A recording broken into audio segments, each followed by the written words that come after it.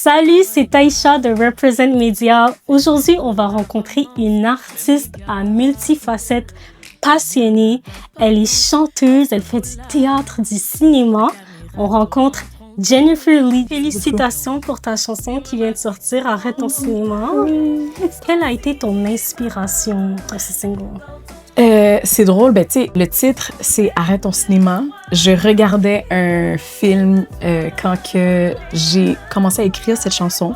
C'est dans une période que je regardais beaucoup de films, beaucoup de séries. Tu sais, les genres de séries que c'est comme des séries d'amour, puis la fin, c'est comme l'amour se dévoile juste à la fin. Tu sais, mais toi, en tant que téléspectateur, tu le sais dès le début, comme dites-le vous que vous êtes amoureux, comme dites-le, comme ça va être fini, comme tout est beau, mais tu sais, ça se développe juste à la fin.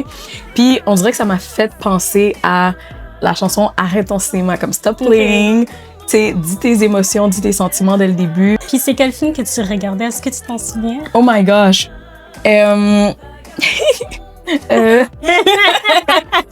Oui. Je te mets on spot. Oui, on spot. C'est pas mes séries. Les gens vont me juger.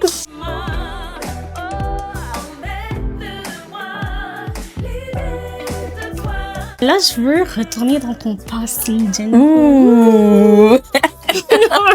Popcorn pour la route. Comment es-tu tombée en amour avec le chant et la musique? Oh my gosh. Oui, c'est vrai qu'on retourne loin. On retourne loin. Ma famille a grandi dans l'église. L'église gospel, pleine de musique.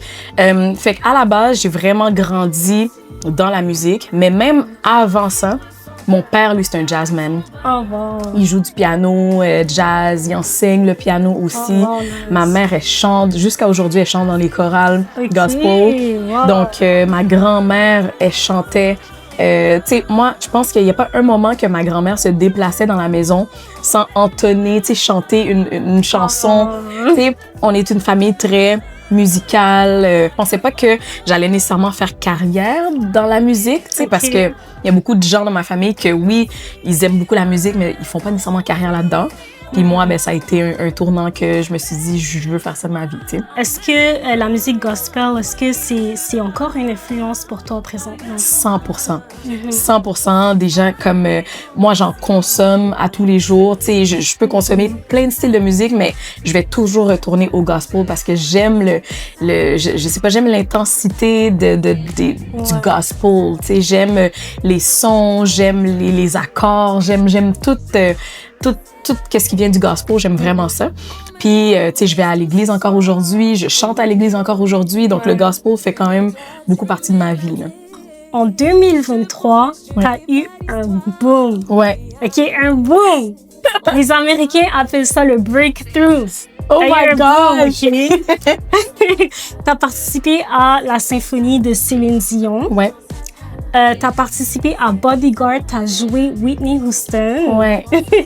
Et t'as aussi participé à La Voix. Si Oui, je me souviens. ouais, dans le cadre de Bodyguard, ouais. Comment ça a été pour toi? Comment tu te sentais? Oh my gosh! Ça a été vraiment tout un, comment dire, un changement. Parce que, tu sais, oui, j'étais dans la musique avant 2023. Tu sais, je faisais des contrats corporatifs avec des bands pour faire, tu sais, je faisais de la musique, mais pas à ce niveau-là. Tu sais, on s'entend. Fait que quand j'ai été contactée pour le rôle de Bodyguard, je savais que c'était quelque chose de huge. Puis en plus, j'ai pas dit oui tout de suite, justement parce que je savais à quel point c'était huge. Puis finalement, j'ai fini par dire oui. Puis j'ai l'impression que ça a vraiment ouvert les portes sur plein de projets. Ben, j'ai pu être intégrée dans des projets vraiment intéressants.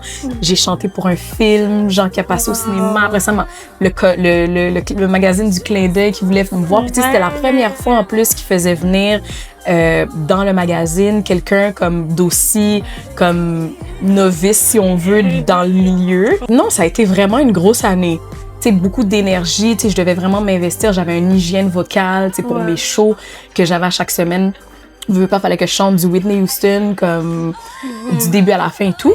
Mais autant que ça a été très formateur pour moi, puis ça m'a comme confirmé que je voulais vraiment faire de la musique de ma vie. Puis t'as dit que tu hésitais à faire Whitney Houston. Qu'est-ce qui t'a poussé finalement à accepter ce rôle-là? C'est surtout au Québec, je pense que c'est rare qu'il y ait des projets qui mettent de l'avant the black culture, mettre de l'avant un personnage principal noir. Yeah. Tu sais, je veux dire, c'est quand même assez nouveau au Québec. Je sais que dans d'autres pays, ils n'arrivaient pas nécessairement à avoir le casting d'une femme noire, puis ils ont mis à la place quelqu'un d'une autre culture, par exemple, pour faire le rôle.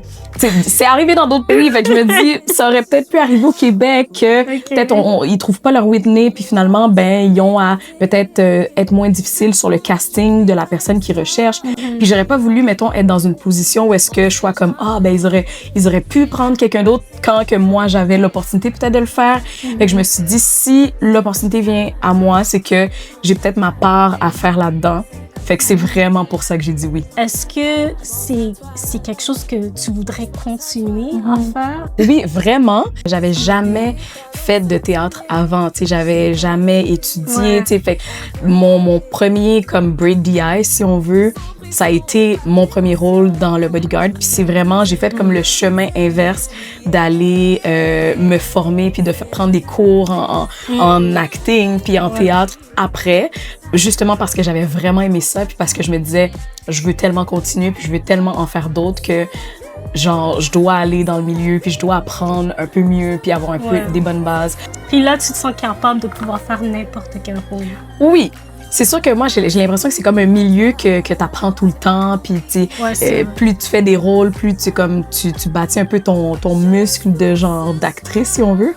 Mais je pense que je me mettrais au défi de le faire. T'sais.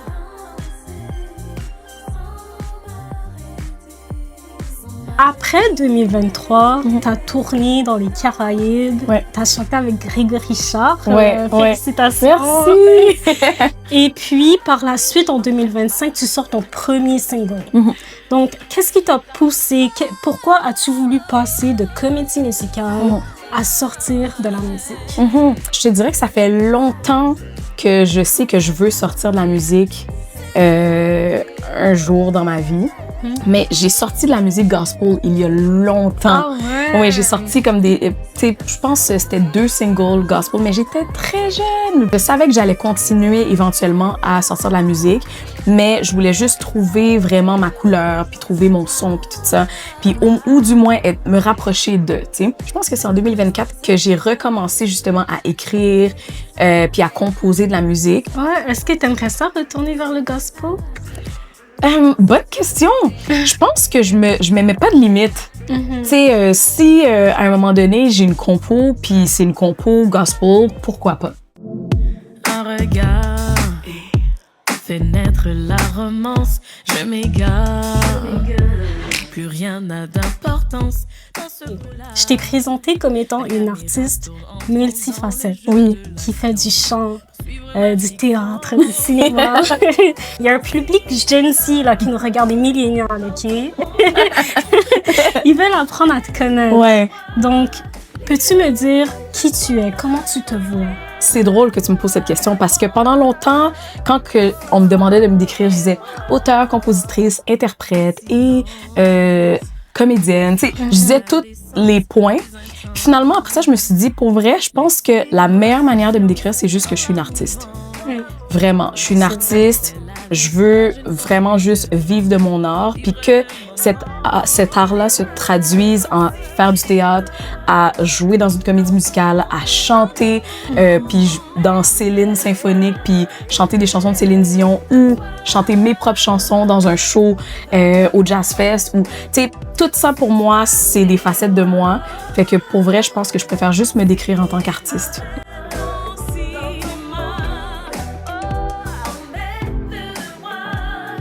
J'aime beaucoup ce que tu fais, Jennifer. Merci. Puis je crois qu'on est très chanceux d'avoir une artiste comme ça au Québec.